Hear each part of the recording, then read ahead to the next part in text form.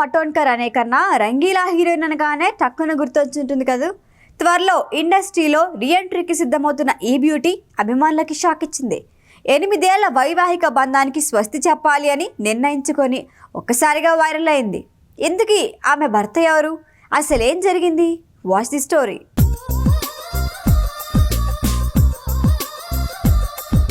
టాలీవుడ్లో ఓ వెలుగు వెలిగిన హీరోయిన్ ఊర్మిళ 1977లో కరం అనే మూవీతో బాలీవుడ్లో బాలనటిగా ఎంట్రీ ఇచ్చింది.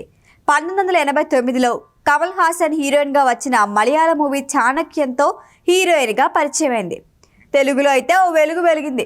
అప్పట్లో ఇండస్ట్రీ హిట్ అందుకున్న దర్శకుడు రామ్ గోపాల్ వర్మ తెరకెక్కించిన వరుస మూవీస్లో నటించింది.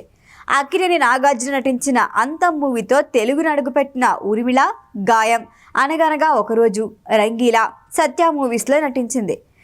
మనీలో స్పెషల్ సాంగ్లో మెరిసింది. అన్ని సినిమాల కన్నా రంగీలా ఊర్మిళగా పాపులర్ అయింది. ఈ మూవీలో టైటిల్ సాంగ్ అప్పట్లో యూత్ని ఊపేసింది.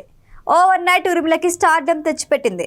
40 ఏళ్ళు వచ్చినా పెళ్లి మాట ఎత్తకపోవడంతో అమ్మడు బ్రహ్మచారినిగా ఉండిపోతుందా ఏంటి అనుకున్నారు అంతా. కానీ మోసిన్ అఖ్తర్ మీర్ అనే వ్యాపారవేత్తను పెళ్లి చేసుకొని ఇండస్ట్రీకే షాక్ ఇచ్చింది.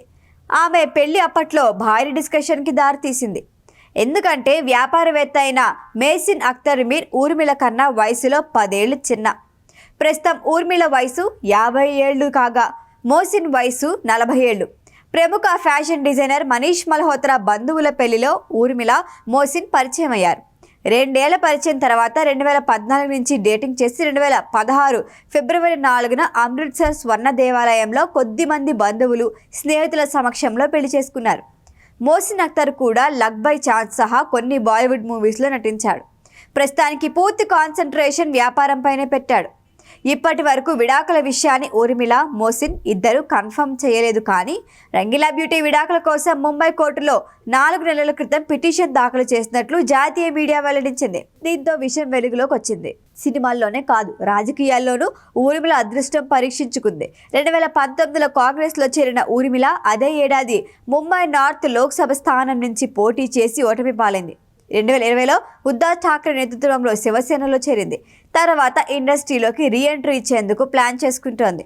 2008 నుంచి 2022 వరకు Jhalak Dikhla Jaa, DID super moms, dance, Maharashtra dance వంటి స్మాల్ స్క్రీన్ షోస్కి న్యాయ నిర్ణేతగా వ్యవహరించింది.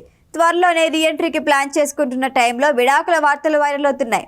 మోసిన్కి విడాకులు ఇష్టం లేదని తను చెప్పినా ఊర్మిళ కన్విన్స్ అవటం లేదు అని టాక్. ఈ వీడియో కనుక మీకు నచ్చినట్టయితే లైక్ చేయండి, షేర్ చేయండి, సబ్స్క్రైబ్ చేయండి. అలాగే పక్కనే ఉన్న బెల్ ఐకాన్ని క్లిక్ చేయండి.